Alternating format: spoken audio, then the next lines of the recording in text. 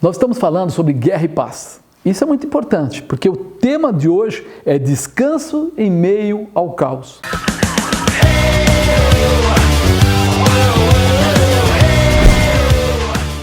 É você conseguir ter paz no meio da guerra. É você conseguir andar no meio de uma situação atribulada, mas sabendo que você não está sozinho, que você tem o poder e a graça de Deus sobre a sua vida. Deixa eu ler o texto para você. Em Marcos 4,35, olha o que diz. Naquele dia, sendo já tarde, disse-lhes, passemos para o outro lado. E eles, deixando a multidão, o levaram consigo assim como estava no barco. Havia também com ele outros barquinhos. E levantou-se grande temporal de vento, e subiam as ondas por cima do barco, de maneira que já se enchia. E ele estava na popa, dormindo sobre uma almofada. E despertaram-no, dizendo-lhe, Mestre, não se te dá que pereçamos? E ele, despertando, repreendeu o vento e disse ao mar, Cala-te, aquieta-te. E o vento se aquietou, e houve grande bonança.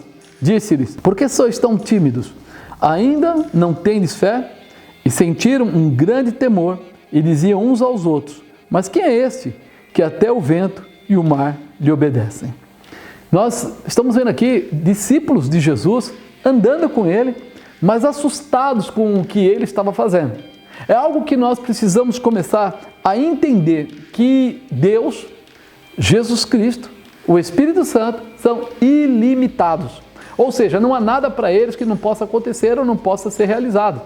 Isso precisa ficar bem marcado no nosso coração. Quando ele fala aqui que eles tinham que passar para o outro lado, que eles entraram no barco, e aí eles começam a navegar, a andar por esse local. A primeira ideia que vem, tranquilidade. Enquanto eles estavam lá remando, enquanto eles estavam lá colocando o leme na posição para atravessar, aparece, de repente, começa um vento muito forte, uma pequena tempestade. E essa pequena tempestade começa a açoitar o barco de uma maneira violenta. Jesus estava deitado, dormindo bem tranquilamente, e quando eles percebem isso, eles começam a ficar muito assustados, porque eles olham para fora e veem o barco ser açoitado, E ainda mais, nesse período, nesse lugar, melhor falando, Lago de Genezaré, era um lugar onde não era um mar, chamado Mar da Galileia, mas não era um mar, era um lago. E lá não costuma ter esse tipo de vendaval. Diz que é realmente algo que acontece esporadicamente, muito dificilmente. Então, para eles que eram pescadores, a gente pensa assim, mas como pescadores, por que eles se assustaram tanto? Porque não é normal, porque aquele lugar não era ter, por normalidade, uma tempestade. Diz que há um choque de ventos que acontece lá muito esporadicamente no ar e que mexe com toda a água, provocando ondas. E essas ondas começaram a bater no barco da medida que parecia que ia tombá-lo, virá-lo. Eles se apavoraram e foram até Jesus. E foram acordar Jesus. Talvez eles foram acordar Jesus não esperando que Jesus fizesse alguma coisa por eles, mas porque eles não sabiam que se afundasse ele dormindo, como é que seria isso? Que situação seria essa? Para a visão deles era estranho que no meio de tanto chacoalhar, de tanto balançar, ele continuasse tranquilo. Há algo que nós precisamos aprender com isso, que não é realmente uma tempestade que faz Jesus ser mais amigo nosso ou menos amigo nosso. Ele é o seu amigo cotidianamente, todo dia, toda hora. Ele está sempre com você. Ele está com você nas piores situações, nas melhores situações. Ele está com você para te ajudar, para te apoiar, para te proteger, seja lá como for. Por isso eles foram até ele, tocaram nele e disseram, não te dá que perecemos, Senhor? E eles estavam querendo dizer, Senhor, nós vamos morrer, você não está percebendo que a gente vai morrer?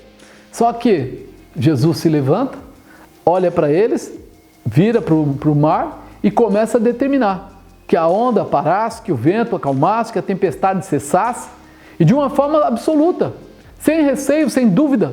Ele não teve que pensar muitas vezes, não teve que fazer uma oração profunda, ele deu ordem. Por quê? Porque poucos de nós percebem ou percebemos que temos autoridade da parte de Deus para determinar.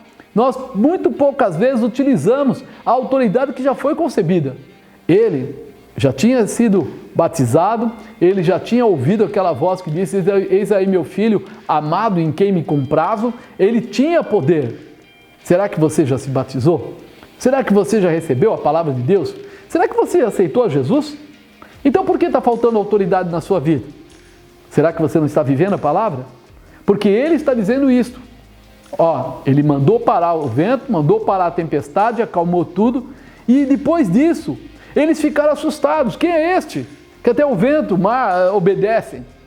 Ei, esse é o Filho de Deus. Ele estava ministrando eles, dizendo para eles que ele era o Filho de Deus. Já tinha falado isso de algumas maneiras. Nós, muitas vezes, vamos à igreja, ouvimos a pregação, recebemos palavras proféticas, mas parece que dentro de nós ainda continua uma ideia de Cristo naquele crucifixo de madeira. Ainda continua a palavra, aquela que enfeita o armário. Ainda continua aquela visão de quem é crente é bonzinho e não ter autoridade da parte de Deus. Não viver debaixo de uma autoridade. Não ser proposital naquilo que faz ao objetivo que Deus colocou sobre a terra e sobre as nossas vidas. Por isso você precisa estar pronto. Não só para chamar Jesus, mas para entender que Jesus já está com você. Ele estava dentro do barco deles. Ele não precisava ser chamado lá fora, porque ele estava dentro. Se você entender que Jesus faz parte da sua caminhada, está dentro do seu barco, você vai entender com certeza que o poder dele já está em você, que você não está sozinho e que a promessa dele de grande realização já foi demarcada através da sua vida. Você só precisa entender e compreender isso. Há um chamado, receba o chamado, se posicione no chamado. Porque sabe o que Jesus fala depois? Que eles começam a falar, nossa, quem é este e tal? Ele chama eles de homem de pouca fé.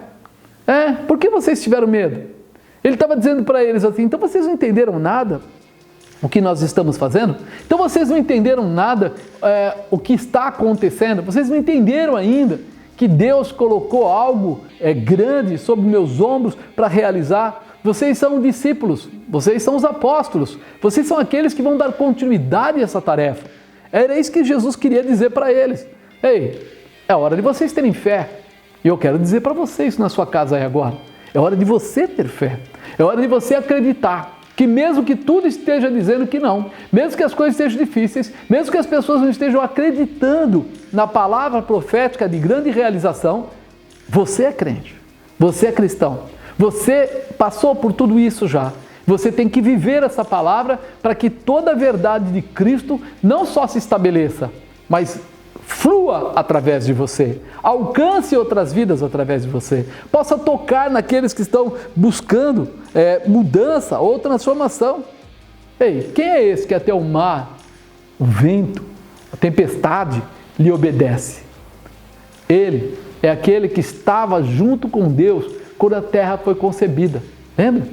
Façamos o homem a nossa imagem e semelhança. Ele estava junto desde o princípio. Há poder em Jesus Cristo e Ele é o Senhor, Ele tem essa autoridade. Agora, será que a gente entende que dentro disso tudo nós somos os escolhidos para levar adiante todo esse poder? Nós somos os escolhidos para dizer: tempestade, pode cessar. Vento, pode parar. Praga, pare agora. Quantas vezes Jesus falou com os seus apóstolos, declarou para eles poder. Olha, quando Jesus partiu, ficaram eles. O que eles fizeram? Você vê, diz que a sombra de Pedro curava, diz que os aventais de Paulo curavam, diz que Paulo impôs as mãos e foram batizados no Espírito Santo. Há uma autoridade constituída e você tem autoridade constituída. Por isso, eu tenho uma certeza, coloque em prática. Jesus está no seu barco, vai adiante, faz as coisas acontecerem, para a glória de Deus. Eu creio assim, em nome de Jesus, que você seja diferenciado poderosamente pelo poder de Cristo, em nome de Jesus.